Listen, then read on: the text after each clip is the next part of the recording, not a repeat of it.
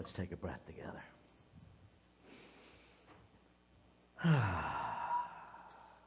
Thank you, musicians. Thank you, Jeff Wright, for composing that out of Rumi's verse. So the first week, Rev Lanny took us on a journey to take ourselves to task, if you will, to explore if we were willing to have a greater understanding of ourselves and our place in the universe. And if we were willing to push past our comfort zones to do that. And if we were willing to use what we had come to understand in innovative ways to create anew. And last week we talked about transcend, embody, and embrace. Recognizing and honoring the image of God in every human being.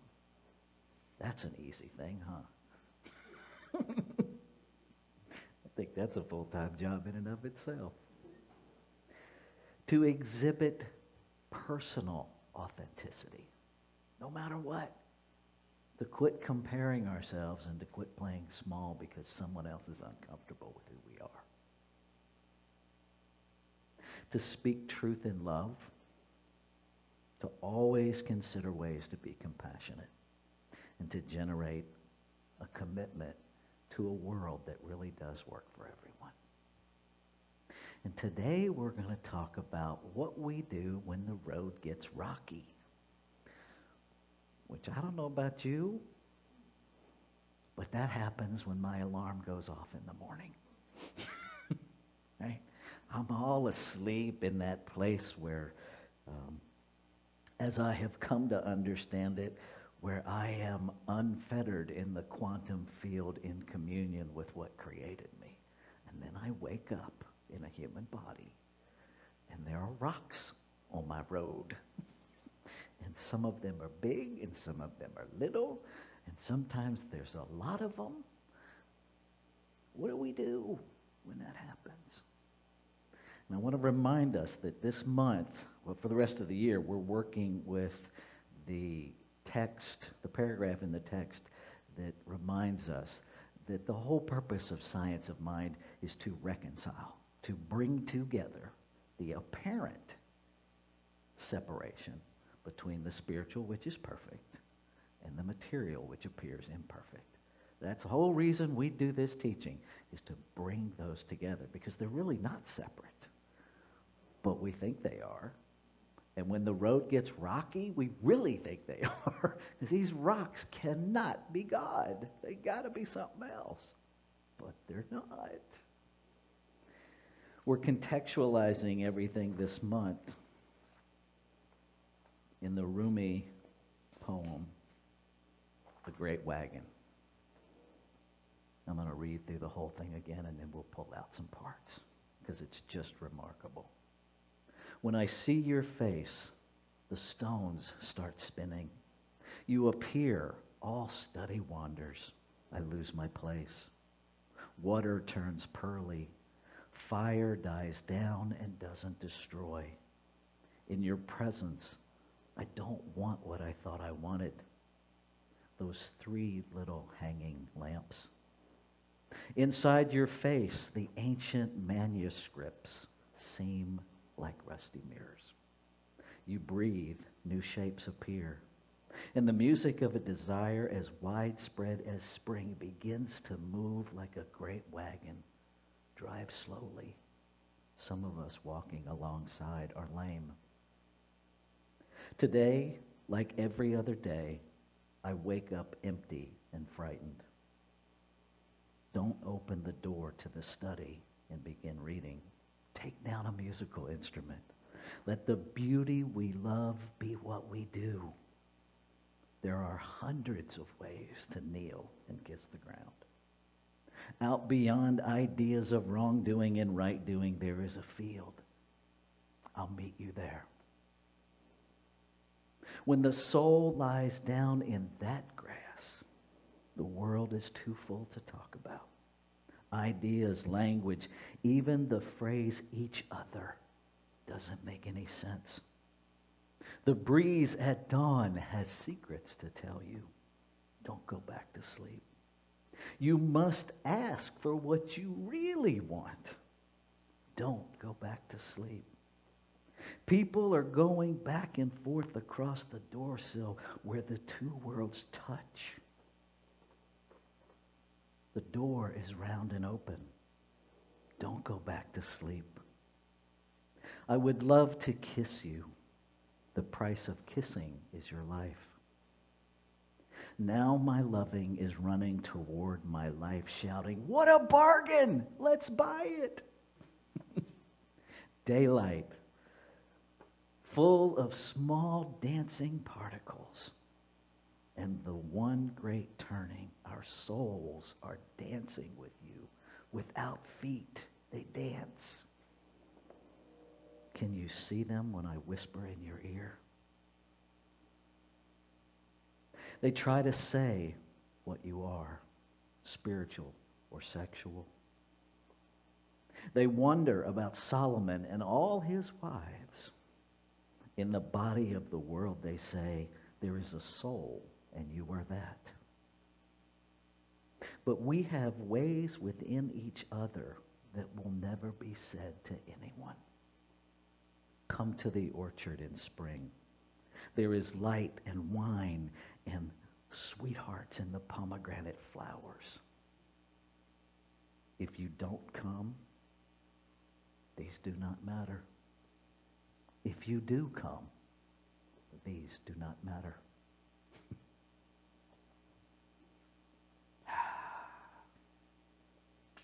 Oh, how sometimes I wish I could sit down and have a cup of coffee with Romy. I think we would get into trouble. So, this idea of rocks, this idea of a rocky path, right? Let's take the hike analogy, okay? Because we've all walked somewhere. Those of us that are able to walk, I want to recognize that was a completely ableist statement because some people haven't actually walked.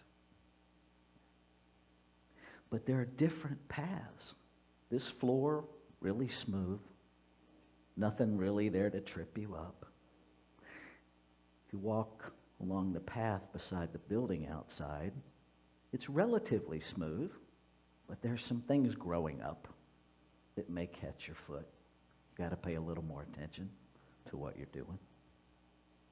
If you're on a hike, you're going to encounter a manicured trail that sometimes a tree root has invaded.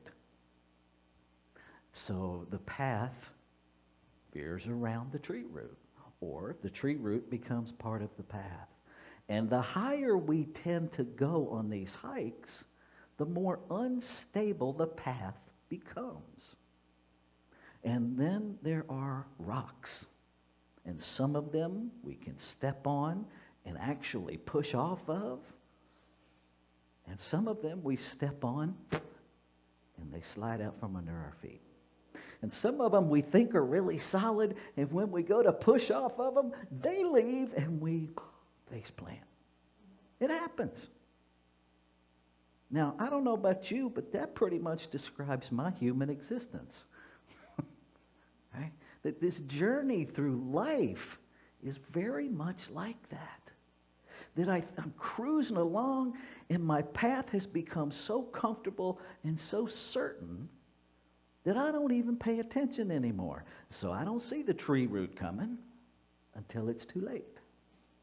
Now, interestingly enough, sand and gravel, pretty much the same thing, just smaller. And so if you run on the beach in the sand, it's harder. But it's not as hard as running on a beach that's made of rocks. If you've ever been up to Sonoma County, out at the Russian River, they have some really cool beaches out there that are nothing but rock. Right? Walking across those beaches Some of us are taking our life in our own hands, right? Because nothing is stable. And it looks stable when you get out of your vehicle. It's like, oh, cool, gravel. Don't have to worry about sticks. But it's constantly moving and shifting way differently than sand. So what do we do when we hit the rockiness? If we're paying attention, most of us stop. And we survey the landscape.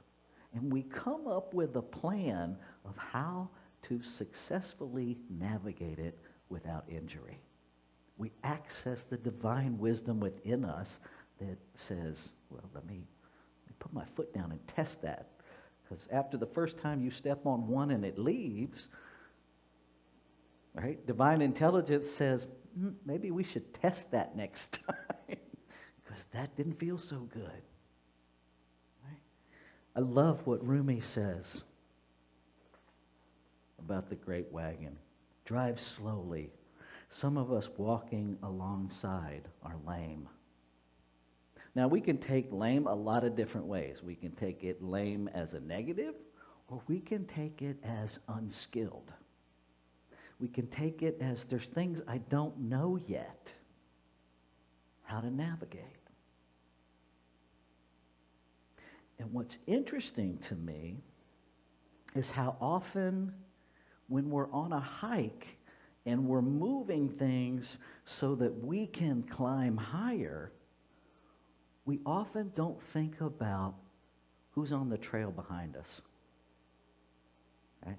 So if I'm ahead of Valerie on the trail and there are rocks in my way, and to make my way easier, I get to remove those rocks, and I just start grabbing rocks and chucking them over my shoulder, that's not going to be very kind to Valerie on her path. Right? Now Valerie's trying to walk and duck and dodge my stuff at the same time. And is that not what it feels like a lot of times these days? That I'm clearing my path, and I'm just throwing stuff, no matter who it impacts in our society, no matter how it impacts them, no matter who gets hurt, I'm clearing my path. Too bad about yours. That is the antithesis of oneness. That is the antithesis of wholeness. That would be like me telling my right leg, I don't care how well you walk. My left leg is going on. And you just stay back there on the trail if you need to, but the left leg's going on without you. Good luck with that. Which is why we are so divided in humanity right now. Is because instead of healing the divide, instead of healing the separation, instead of understanding that everything we move on our path changes everybody else's path, and doing so consciously, we're just randomly throwing things around. What if we actually were conscious on this journey? What if we actually paid attention on this journey? What if we actually recognized that every rock is necessary? That every rock is holy? That every rock is part of the one? And that maybe we didn't so quickly discard anything. That maybe we took time to be present with it, to lay things that no longer serve us off to the side with love rather than destruction or discard. Because, see, somebody coming behind us on the trail might move that back over because it serves their path. But we don't think about it that way. Right? The hard part, and the part I really want us to focus on this morning, are all of the things that we think are something other than God, something other than Spirit. Things can change form. Right? Rocks can be broken up and turned into gravel. Gravel can be broken up and turned into sand. It's not discarded, it's changed, it's transformed. Transformed in that the previous version is no longer recognizable, transformed. That's what our teachings call us to do. It's what the Bible calls us to do, to be transformed by the renewing of our minds, to change our thoughts. And that means all of our thoughts. It doesn't mean we change the thoughts we like and discard the other ones, because in the infinite, in the truth of immortality, in the truth of eternity, nothing is ever destroyed. But we can transform anything. Racism, sexism, homophobia, ableism, privilege of education, financial privilege, economic systems, they're not bad in and of themselves. They're simply rocks that need to be transformed into something else so that they are useful. The part that I think we miss, the part that I know I struggle with, is finding God in the stuff that is so hard to look at.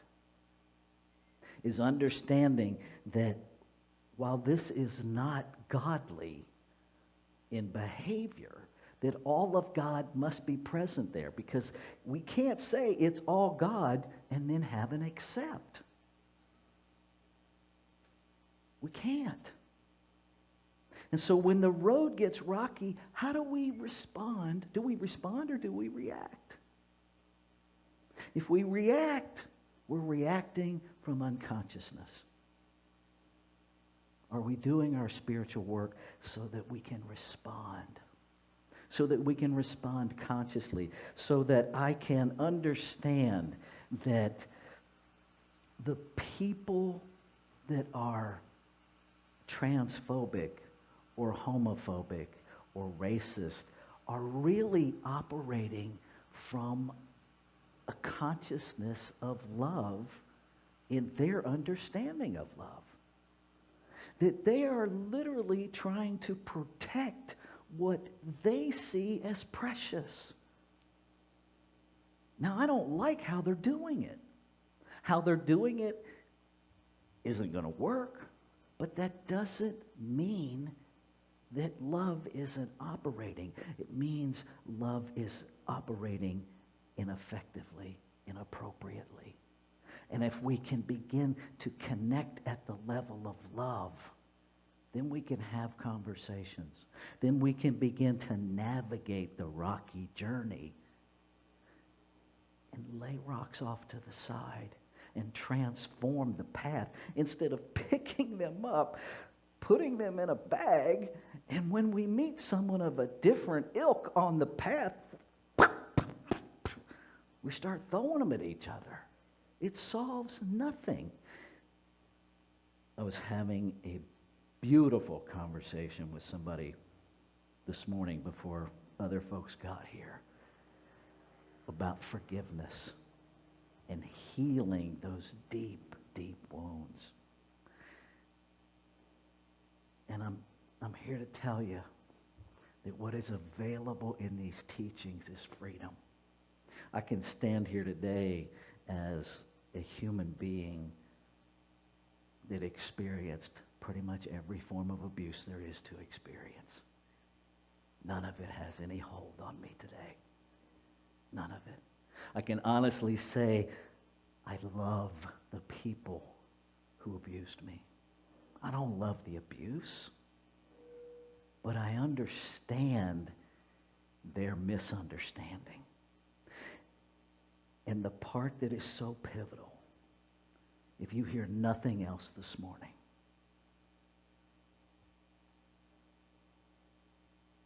oneness demands that I understand, that I transcend, that I embrace, that everything that was in them that drove the behavior is in me, because I am not separate from them. I am not separate. We get lost in the form. We get lost in the rock, whether it's a rock or a root, or whether this path is good or this path is bad. We get lost in the form, and we forget that there is no separation. Are we willing to do the uncomfortable, hard inner work to look at someone who looks at you with demeaning thoughts, with ideas that would literally erase your existence from the planet, and find the love in them, not in their behavior, but in them? Because it's either all God, either God is everything, or it's not. We can't have God is all there is, and then it's something else. And maybe I have it wrong and God's calling me to correct me. I don't know. It happens. The most powerful thing we have,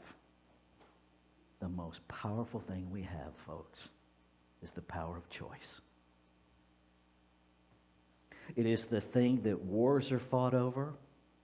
It is the thing that we kill one another over. Same-gender loving marriage, the fight about that was never about gender. It's about choice. The arguments over a woman's right to choose what she does with her body, it's not about abortion. It's about choice. Our divides over party affiliation, it's not about the ideas or the platforms. It's about choice. Because we understand at some level that when each individual identifies and stands in the power of their God-given right to choose and use the creative process within them to live the life they came here to live, they cannot be controlled. And when you can't control someone, there's no supremacy left.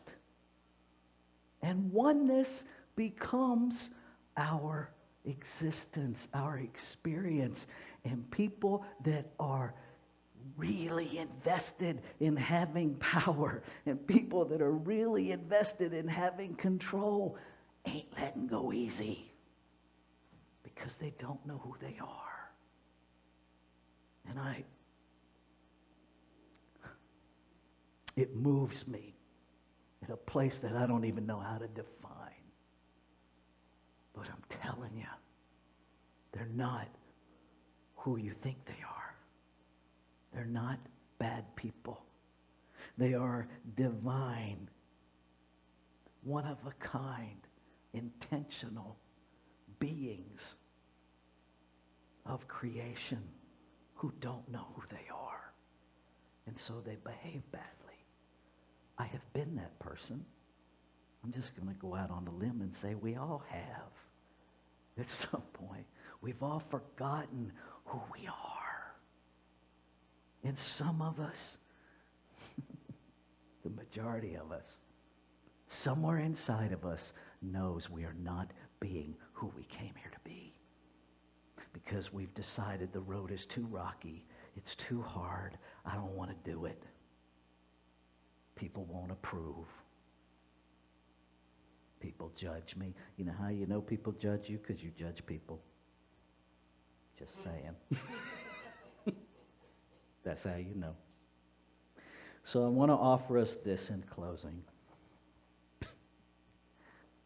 Sometimes it's the gospel according to Google. This week it's the brilliance of Facebook. And for all of the crazy drama on Facebook, there are some gems. This is the story of the donkey and the tiger. The donkey told the tiger, "The grass is blue." The tiger replied, "No, the grass is green." Well, this discussion became rather heated, and the two decided to submit the issue to arbitration with the lion, who was king. So before reaching the clearing in the forest, where the lion was sitting on his throne, the donkey started screaming, Your Highness, isn't it true that the grass is blue?" The lion replied, "True, the grass is blue." The donkey rushed forward and continued, "Tiger disagrees with me and contradicts me and annoys me. Please punish him."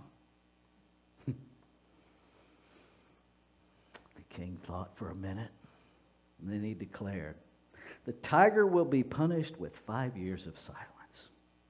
The donkey leaped with joy and went on his way, content and repeating, "The grass is blue, the grass is blue, the grass is blue." The tiger, very confused, says to the king, "I'll accept my punishment, but your majesty, really, why have you punished me? After all, clearly the grass is green." The lion replied, "In fact, the grass is green." The tiger asked again, "So why are you punishing me?" And the lion replied, "That has nothing to do with the question of whether the grass is blue or green. The punishment is because it is not possible for a brave, intelligent creature like you to waste time arguing with a jackass."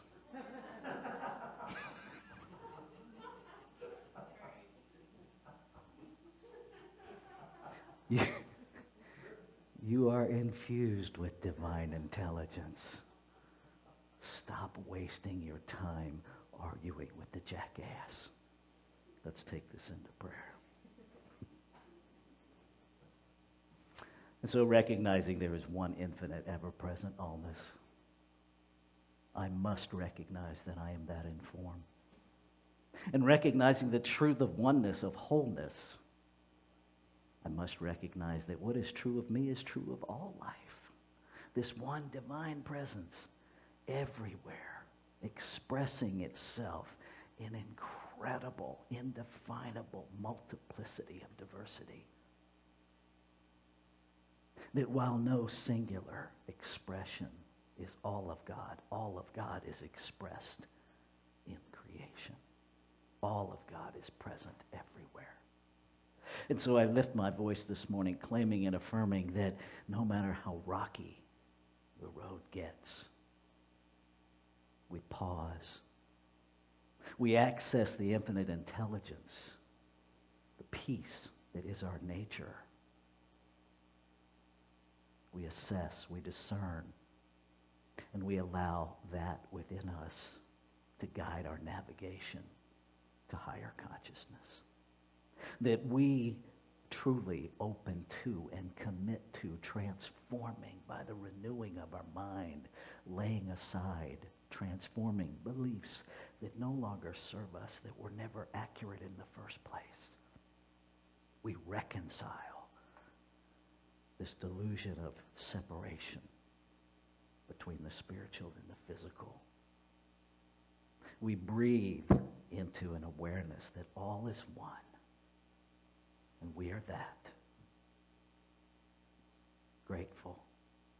Grateful for every messy moment of the journey. I celebrate and I let go, knowing that the word spoken is the word fulfilled. And so it is done. I invite you to consciously receive these words as your own, to commit to them as we say together. And so it is.